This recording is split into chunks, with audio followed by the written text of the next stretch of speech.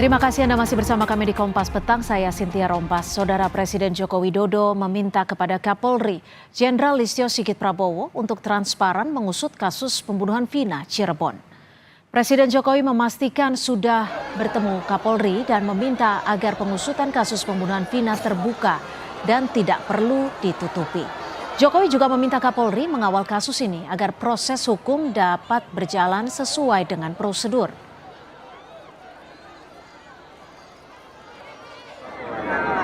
Saya sudah menyampaikan agar kasus itu betul-betul dikawal dan transparan terbuka untuk semuanya.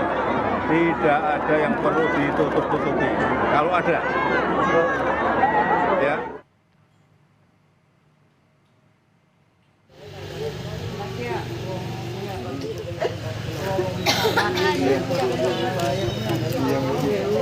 Orang tua Peggy Setiawan meminta Presiden Jokowi membantu anaknya yang kini dijadikan polisi sebagai tersangka karena diduga otak kasus pembunuhan Eki dan Vina.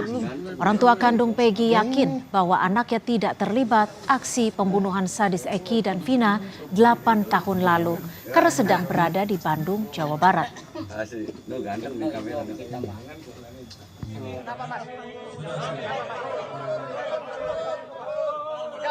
Karena Peggy tidak bersalah, Peggy adalah tulang punggung kami, jadi saya mohon kepada Bapak Jokowi bebaskan anak saya karena anak saya tidak bersalah. Saya orang tidak punya, tidak mengerti apa-apa dan tidak ngerti apa-apa, udah gitu aja. Apa yang Ibu bisa yakinkan kepada Pak Jokowi bahwa Peggy tidak bersalah? Ya karena waktu itu juga Peggy tidak ada di tempat, waktu itu Peggy tidak ada di Cirebon, Peggy sedang kerja di Bandung, gitu aja. Penyidik Polda Jawa Barat melakukan prarekonstruksi di 6 titik terkait kasus pembunuhan Vina dan Eki. Prarekonstruksi dilakukan dengan membawa 1 saksi dan 1 narapidana. Polisi juga memberikan tanda di salah satu titik tempat jasad Vina dan Eki ditemukan.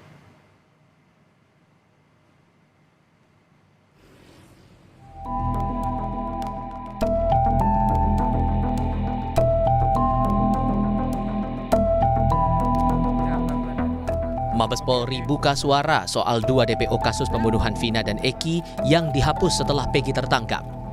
Kadif Humas Polri Irjen Sadi Nugroho menyebut penghapusan 2 DPO karena alat bukti yang mengarah ke keduanya masih belum mencukupi, termasuk adanya keterangan saksi yang menyebut 2 nama DPO tersebut adalah fiktif. Kadif Humas Polri juga mempersilahkan masyarakat jika memiliki informasi untuk dapat membuat kasus ini terang benderang. Kasus yang disampaikan oleh Dirkrim Polda Jabar bahwa tadinya DPO ada 3 menjadi 1 karena alat bukti yang mengarah kepada 2 orang ini sampai dengan saat ini masih belum mencukupi. Bahkan ada beberapa keterangan saksi yang menyampaikan itu adalah fiktif, nama fiktif. Nah oleh karena itu masih didalamin, masih dikerjakan apabila memang ada keterangan, informasi, tambahan alat bukti, tambahan saksi, ataupun yang lainnya. Untuk membuat terang benderang tindak pidana ini, tentu saja kepolisian akan sangat berterima kasih. Kasus pembunuhan yang menewaskan Vina dan Eki 8 tahun lalu terus bergulir. Setelah menangkap 1 DPO bernama Peggy Setiawan, polisi kini justru menghapus 2 nama DPO karena dinilai fiktif. Pengacara keluarga almarhum Vina, Hotman Paris Hutapea, merasa janggal atas hilangnya nama 2 DPO dalam kasus pembunuhan ini. Menurut Hotman, terlalu cepat bagi penyidik untuk menghapus 2 nama DPO yang sebelumnya tercatat dalam BAP maupun putusan pengadilan yang sudah berkekuatan hukum tetap. Ini semua putusannya, ini putusannya ini semua, di bagian akhir dari putusan itu jelas-jelas disebutkan ada 3 DPO. Di dalam pertimbangan hukum juga ada 3 DPO. Di dalam surat tuntutan ada 3 DPO. Di dalam surat dakwaan ada 3 DPO. Di dalam BAP ada 3 DPO. Keterangan dari 8 terdakwa pun mengatakan ada 3 DPO. Sekarang hanya dalam waktu 2 minggu dirubah dengan mengatakan itu fiktif. Jadi prinsipnya keluarga korban maupun kuasa hukum menolak pernyataan dari penyidik Polda Jabar yang menyatakan bahwa 2 DPO tersebut adalah fiktif. Terlalu cepat untuk mengatakan itu. Sebelum Peggy ditangkap polisi Selasa 21 Mei lalu, polisi menyebut ada 3 DPO dalam kasus pembunuhan Vina dan Eki. Setelah ditetapkan sebagai tersangka dan ditahan di Mapolda Jawa Barat, Peggy Setiawan bakal dibela puluhan kuasa hukum dari berbagai daerah. Saat ini ada 64 anggota pengacara yang mengajukan diri untuk membela Peggy Setiawan. Tim Liputan, Kompas TV.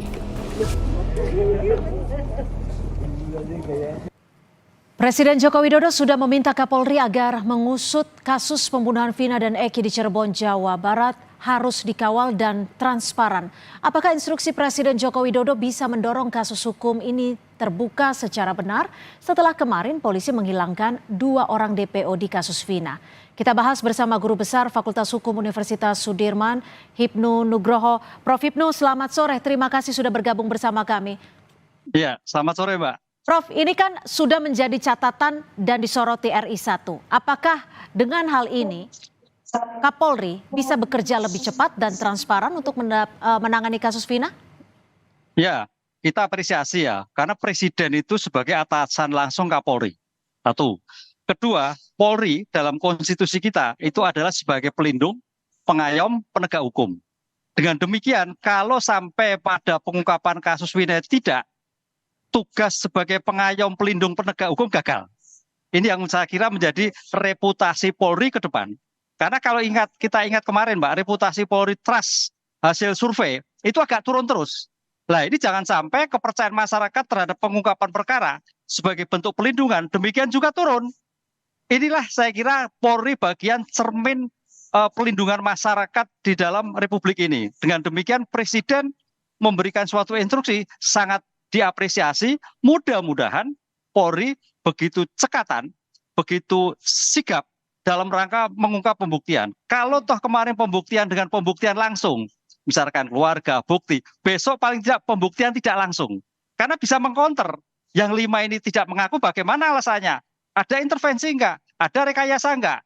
Ini yang saya kira trik-trik pengungkapan ini sekaligus akan membuka dan Presiden memberikan apresiasi untuk segera dilanjutkan dalam rangka tuntas sebagai negara bertanggung jawab terhadap rakyatnya, terhadap masalah hukum. Oke, jika memang sudah menjadi sorotan dari Presiden Joko Widodo, lalu bagaimana baiknya atau selayaknya Kapolri harus merespon terkait hal ini? Ya, sebagai bawahan Presiden dan sebagai lembaga yang bertanggung jawab keamanan negara RI di dalam negeri, harus cepat tanggap bahwa pengungkapan perkara itu jelas, kan gitu.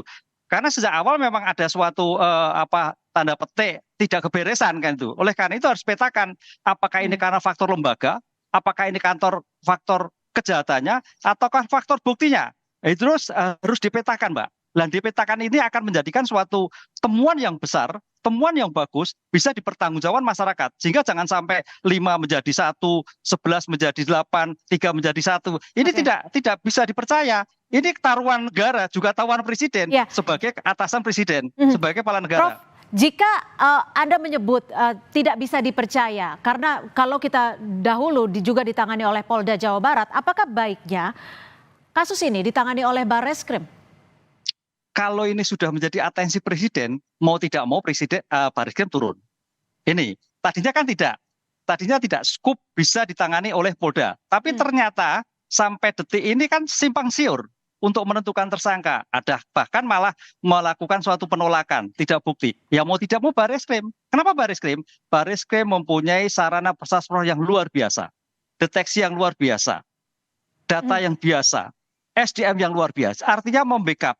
Karena apa? Kenapa ini Barreskrim? Karena ini taruhan negara dalam rangka Polri pengungkapan suatu peristiwa pidana. Oke, Prof. Hipnu, kalau banyak pihak yang menilai ada kejanggalan khususnya terkait dengan 2 DPO yang dihilangkan, kapan kasus ini harus diambil atau diambil alih oleh Barreskrim? Segera. Begitu Presiden memerintahkan seperti ini, ya mau tidak mau Kapolri memerintahkan Barreskrim untuk mengambil alih. Kan gitu, Mbak. Karena gitu loh. Kita pertanyaan begini loh, kalau kita analogikan, kemarin kan pada waktu itu kan diambil alih oleh Polda, karena ternyata supaya tidak ada konflik interest, kan gitu kan. Sekarang pertanyaannya, kalau di Polda ditangani jangan-jangan ada konflik interest, harus Barreskrim. Ini kan meningkat terus, Mbak. Pertanyaan seperti itu, sehingga kalau Barreskrim betul-betul seandainya ada intervensi, ada kelompok yang tanda petik disembunyikan, itu menjadi jelas penyelesaiannya. Baik, agar lebih terbuka. Terima kasih Prof. Hipnu Nugroho, Guru Besar FH Unsud sudah bergabung dan memberikan perspektif pada kami di Kompas Petang. Selamat sore, Prof.